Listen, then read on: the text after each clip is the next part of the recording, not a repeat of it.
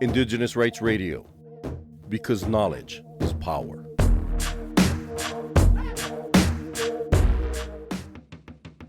Over the past 25 years, Richard A. Grounds, Ph.D., has worked with Yuchi Elders to create new and young speakers.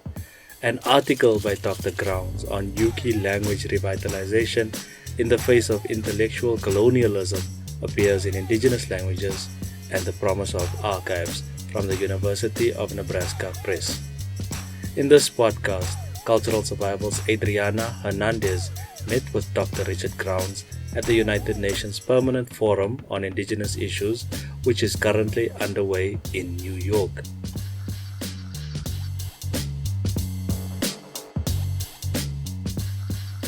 I would like to ask you to introduce yourself, share a little bit more of the work that you're doing in language activism and languages revitalization, and the community that you're coming from. Agalsa Shishbakeda Anzida Juachi Sanle Jihasegata Seminoliha Segata Gochasla go with a Tahe Okope Ota Gohani Nokaju Ganokani Tahe Okope. I'm Shushba in our Yuchi language. We work with our elders to carry our language forward and try to work in our community to grow new young speakers of our language, and then we also try to work with other in whatever ways we can support other Indigenous nations in our region, in our area, and around the country, and anything we can do internationally as well to support. But it's all a balancing act because our priority is always our own community, but because we have to carry our language forward, but we also want to be able to support where we can for others. Thank you very much. And for the audience who doesn't know what an immersion program is, could you highlight some of the important points that people need to know in order to start running an immersion school in terms of resources, in terms of time? Like, is it sustainable for how many years, and how much capacity of staff members do you think is needed to run an immersion program? Well, the broad divide, I'll say, the important point is, in order to grow new fluent speakers, people who can speak the language, who can hear the language, who can interact with elders, who can, in effect, carry the language forward. The colonial model mostly gets that backwards. They want to come and create dictionaries and tie up the time of the elders so that they're documenting the language, recording it, writing it all down, take all the time of the elders to do this. And I have to say, I admit, I have a big fat French Cassell's dictionary. Mais alors, moi, je ne parle pas bien français, n'est-ce pas? My French is lousy, right? I mean, do I need to prove it any further? I don't think so. But, the idea is, the kind of colonial concept is, we need to document, we need the dictionary. But what we're saying is, no, actually, we need to grow new speakers in our communities, new young people to carry the fullness of the language forward. That can only be done through immersion. You don't get that out of a dictionary. You don't get that out of just trying to read the language. You get that out of breath to breath, face to face, learning from cultural bearers of the language, of the knowledge, of the history, people who embody your traditions of your own community, your own people. That's where you need to learn it, not from a dictionary that, some academic who's not part of the community has how they've defined the words and how they've written them down in the colonial language. There's something pretty backwards about that process. So that's the first level. We have to have immersion in order to grow new, culturally competent, fluent speakers of our languages. The two main paths to immersion are, as you were mentioning, the immersion schools, which is a really important model if your community has the resources, the financial resources, the cultural resources, the language capacity to develop an immersion school.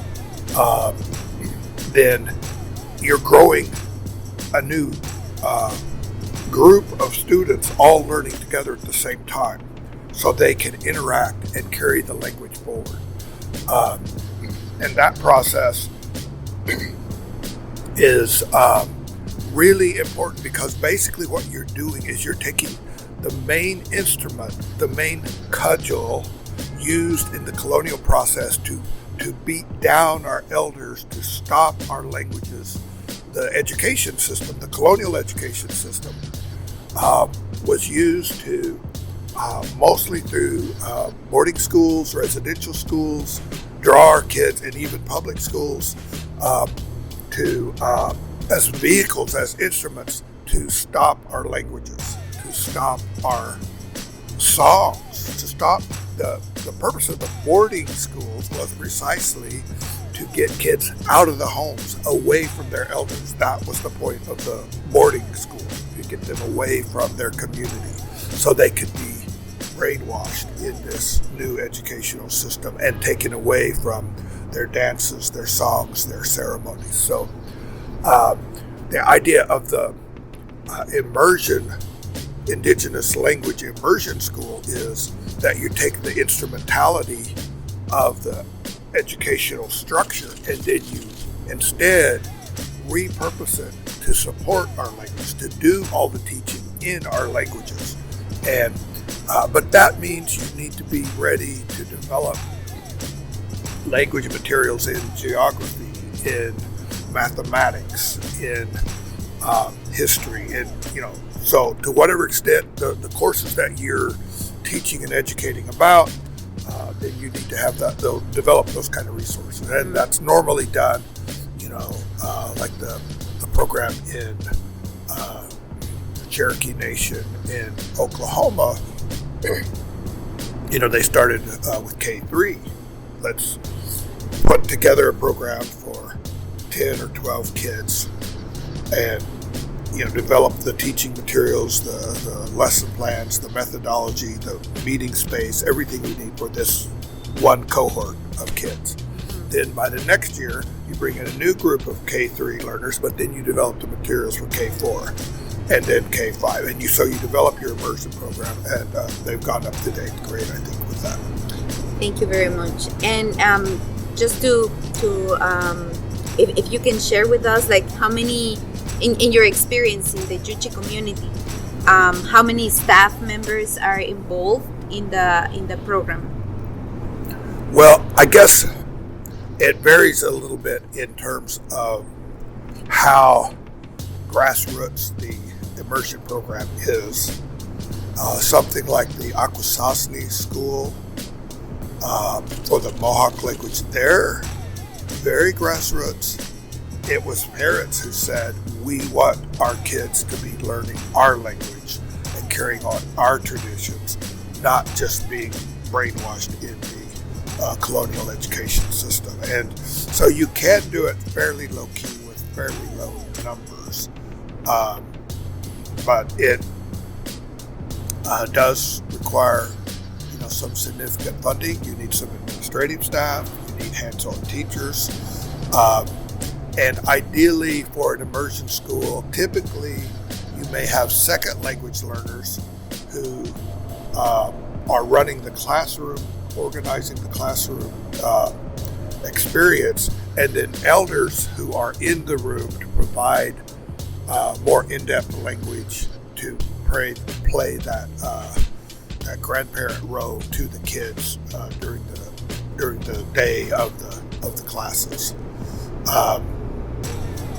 And so you're going to have, it depends on the size of the operation, but you would have some administrative.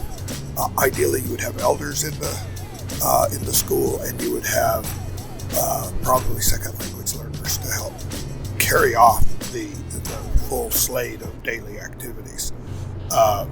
So you're going to need 10 or 12 staff to organize, a small school.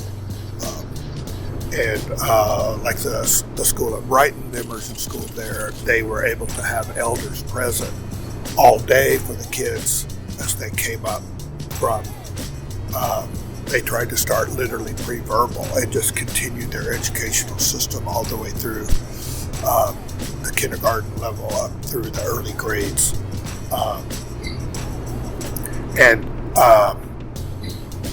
So that's one approach that can be very effective. The advantages of it, one of the main strengths is that you're taking the instrument of the all-day educational system that was used to stop our languages, and you're reversing it, and you're saying we're going to do everything in our language through those immersion schools. Part of the challenge there, of course, is you don't necessarily want to trade off too much to the state requirements about educational objectives and what have you, so that you may hollow out the significance of your community-based, culturally based educational system.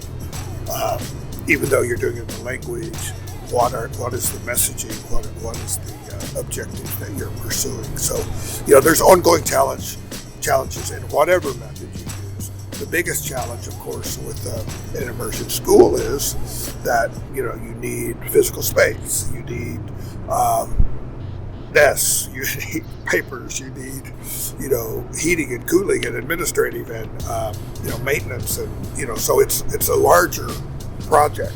However, the complete opposite end of the scale for most communities are not positioned to open an immersion school, but and that's the master apprentice approach is the most effective way of growing new speakers. This would allow you to grow those parents or young people who themselves can become the instructors in the school, or other approaches that you might want to use. But the master apprentice approach is really almost kind of the opposite of the immersion school.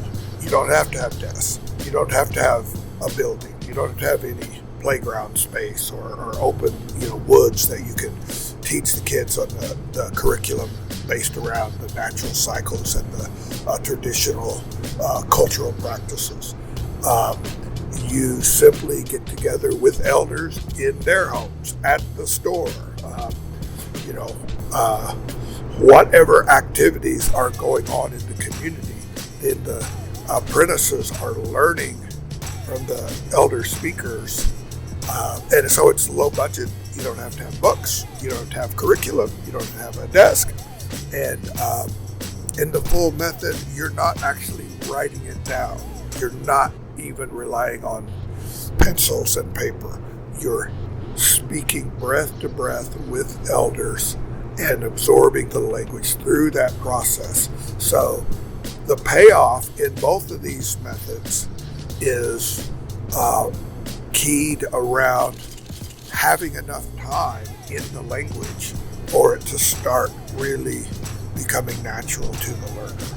So if you don't spend enough time, if you don't stay with it over time, then it's going to be most of it will be lost if you don't stay with it over time, and if you don't spend enough time on a daily and weekly basis. For more on the rights of Indigenous peoples, visit cs.org and follow Cultural Survival on Facebook and Twitter.